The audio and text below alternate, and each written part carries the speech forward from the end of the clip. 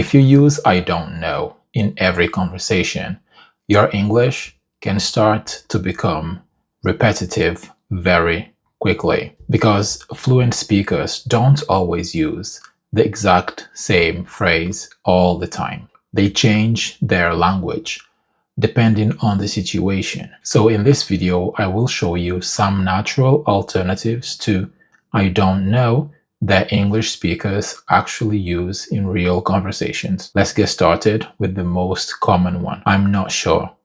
I'm not sure. This is probably the easiest and more natural alternative.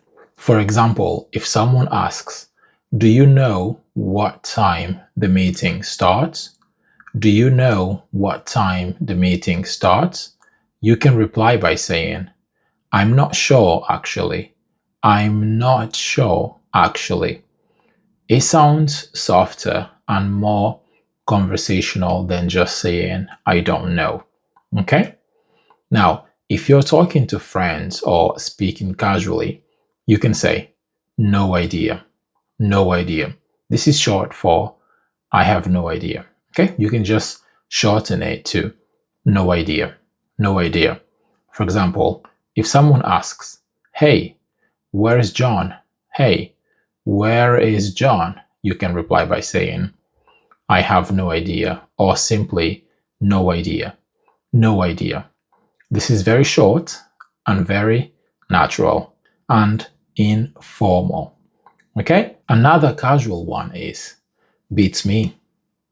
Beats me. Okay? For example, if someone asks, how do they make money from that? How do they make money from that? You can say, beats me. Like, I don't know. I've got no idea. Okay? It basically means, honestly, I have no clue. I have no idea. All right? Now, in professional situations, you usually want to sound a little more polite and thoughtful. So instead of saying, I don't know, you can say, I'll have to check. I'll have to check. I will have to check. Okay? I'll have to check. Or, I'm not entirely sure.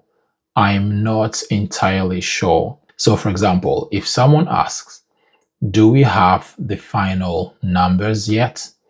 Do we have the final numbers yet? You can say, I'm not entirely sure. I'm not entirely sure. I'll have to check. Okay? I'll have to check.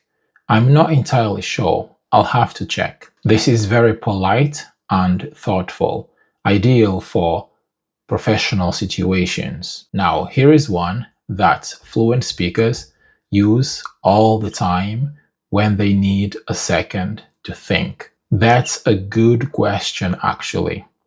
That's a good question, actually. This is a great phrase because it gives your brain time to prepare an answer. Okay? So, for example, if someone asks, why do you think English is difficult? Why do you think that English is difficult? Why? You can say, that's a good question, actually. That's a good question, actually. This is very, very natural. You are giving yourself time to think about an answer, okay? Sometimes someone asks you a question, but you don't know because you've never really thought about it before. And in that case, you can say, I've never thought about that before. I've never thought about that before. So for example, if someone asks, would you ever move to another country? Would you ever move to another country? You can say, I've never really thought about that before. I've never really thought about that before. So here is the main takeaway for today's video. Stop using the same phrase in every conversation. Variety is awesome. It shows that you have good input and good output, okay? So next time you're having a conversation and someone asks you something, but you don't know, you're not sure, you can just say, I'm not sure, or no idea, or beats me, or I'll have to check, or even that's a good question actually. Okay, these are all awesome, great alternatives to I don't know. These changes will make your English sound much more natural and fluent. I hope you found this video helpful. I'll see you in the next one.